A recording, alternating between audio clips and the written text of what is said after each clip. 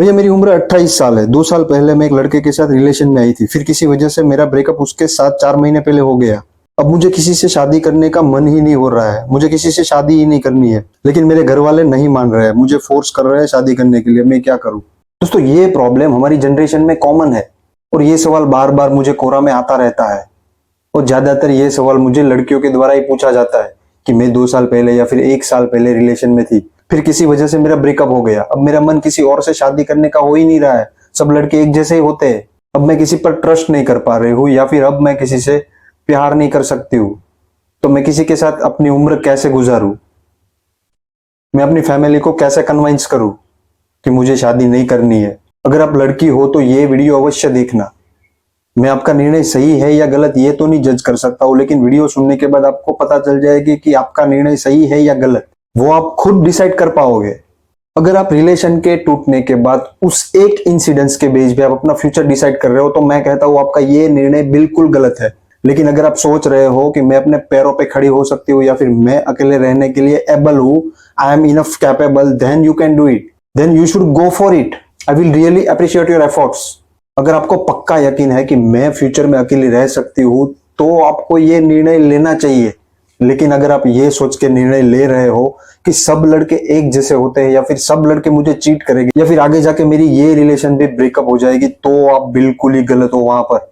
और मैं तो कहता हूं कि आपका ये इंसिडेंस आपके दिमाग में इतना घूम गया है कि आप वहां से बाहर ही नहीं आ पा रहे हो। सबसे पहले आपको वहां से बाहर आना चाहिए। आपको अपने भूतकाल को भूलना चाहिए। और भूतकाल को भूलने के लिए सबसे पहले आपने जो मेमोरीज कलेक्ट की है, अपने फोन में जो सेव करके रखी है, उसे डिलीट कर दो। उसके बाद वो बंदा आपको याद ही नहीं आएगा। और ये तो मैं दावे के साथ कह सकता हूँ कि जिस लड़के की वजह से आप अपने फ्यूचर में अकेले रहने का निर्णय ले रहे हो, वो लड़का एक ना एक दिन किसी और से जरूर शादी कर लेगा।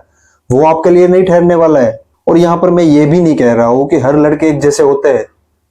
शायद उसकी कोई मजबूरी रही होगी, लेकिन सबसे पहले आपको रियलिटी एक्सेप्ट करनी है कि जो हो गया वो होना था।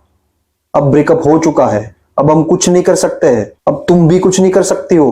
वो आपका पास्ट था, वो आपका भूतकाल था, उसको आप चेंज नहीं कर सकते हो। लेकिन आपका प्रेजेंट और आपका फ्यूचर अभी भी आपके हाथ में है। आप उसे अच्छा जरूर बना सकते हो। तो अगर आप केवल ये निर्णय उसकी वजह से ले रहे हो कि मुझे उसका कोई रिप्लेसमेंट नहीं मिल रहा है, या फिर मुझे कोई अच्छा लड़का नहीं मिल रहा है, तो वो आप बिल्कुल ही गलत हो। बहुत सारे डिसेंट लड़के हैं।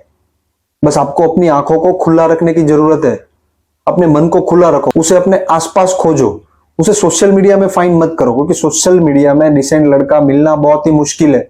और मैं तो कहता हूं कि अगर आपके पेरेंट्स आपको अच्छा लड़का दिखा रहे हैं, तो एक बार देख लो, एक बार बातचीत कर लो, एक बार उसके बारे में जान लो। हो सकता है कि वो आपके बॉयफ्रेंड से भी ज्यादा अच्छा लड़का हो। और मैं तो ये भी कहता हूं कि उसका रिप्लेसमेंट ढूंढना बंद ही कर दो, तब जाके आप आगे कुछ देख पाओगे। वरना आगे आपको हमेशा अंधेरा ही नजर आएगा, क्योंकि आप अभी भी उसी रिलेशन पे अटकी हुई हो। आपको उस रिलेशन से बाहर आना है। यहाँ पर आपके पेरेंट्स भी गलत नहीं है, और वो भी चाहते हैं कि अपनी बेटी कहीं जाके खुश रहे, इसीलिए वो आपकी शादी करवाना चाहते हैं। लेकिन आप उस एक पास्ट इंसिडेंट्स की वजह से वहीं पर अटक रहे हो, और जिसकी वजह से तुम्हारे माता पिता लटक रहे हैं, वो भी कुछ निर्णय नहीं ले पा रहे हैं। और कभी कभी हमारे साथ ऐसा हो भी जाता है कि भूतकाल में कोई ऐसी घटना हो गई होती है हमारे साथ, जिसकी वजह से हम सारी दुनिया को जज करने लगते हैं। और यहाँ पर मुझे आपका ब्रेकअप का रीजन पता तो नहीं है, इसीलिए मैं किसी को जज नहीं कर रहा हूँ। लेकिन मैं इतना जरूर कहूंगा कि जो भी होता है वो अच्छे के लिए होता है। और मैं यहाँ पर आपको शादी करने के लिए मजबूर भी नहीं कर रहा हूँ। अगर आपको पूरा यकीन है कि फ्यूचर में मैं अकेली रह पाऊंगी, मैं खुद को हैंडल कर लूंगी, और मुझे अकेले रहने में कोई दिक्कत नहीं होगी, तो आप रह सकते हो। बहुत सारी लड़कियां हैं जो अकेली रह रही है, लेकिन सिंगल रहने के बाद क्या क्या सिचुएशन आती है वो मैं आपको बताता हूँ।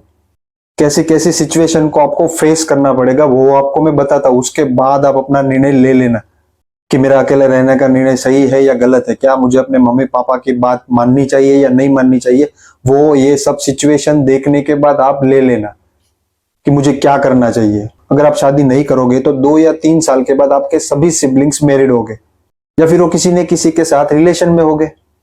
आपके सभी दोस्त भी मैरिड हो सकते हैं। और अगर आप कहीं पर जॉब कर रहे हो तो वहां पर आपके साथ काम करने वाले लोग मैरिड हो गए। और जब जब वो लोग कहीं पर बाहर जाने का प्लान बनाएंगे, या फिर वो लोग कहीं घूमने जाने का भी प्लान बनाएंगे, तो वो लोग कपल में जाएंगे। और तब आपको जाना पड़ेगा सिंगल में, तब आपको जाना पड़ेगा अकेले। तो ये सिचुएशन का भी फेस आपको करना पड़ सकता है। और इतना ही नहीं, तुम्हारे समाज वाले लोग भी आएंगे वो तुम्हें फेस पे नहीं बोलेंगे, लेकिन वो तुम्हारे मम्मी पापा को फेस पे बोलेंगे कि अभी आपकी लड़की की उम्र हो रही है, उसे विदा करना चाहिए। ये शब्द होते हैं समाज वाले के, ये शब्द होते हैं सोसाइटी वाले के। तो आपकी वजह से आपके पेरेंट्स को ये फेस करना पड़ सकता है। तो उन लोगों को फेस करते हुए देख के क्या आप ये सिचुएशन को हैंडल कर पाओगे? और अभी भी आपको लगता है कि हाँ मैं सिंगल रह सकती हूँ, तो और एक सिचुएशन बताता हूँ कि सिंगल रहने के 5 या 6 साल के बाद कोई ना कोई ऐसी जरूर बात होती है जो हमारे लिए सीक्रेट होती है। वो तुम किसके साथ शेयर करोगी? और थोड़ा उससे और आगे जाते हैं, जब आप रिटायर हो जाओगे तो किसके साथ अपना समय बिताओगे? किसके साथ बैठ के प्यार भरी बातें करेंगे? कोई नहीं होगा आपको सुनने वाला, और कोई नहीं होगा आपको सुनाने वाला। बस आपको चार दीवार के बीच में बैठ के आपको ये सब बातें खुद से ही करनी होगी।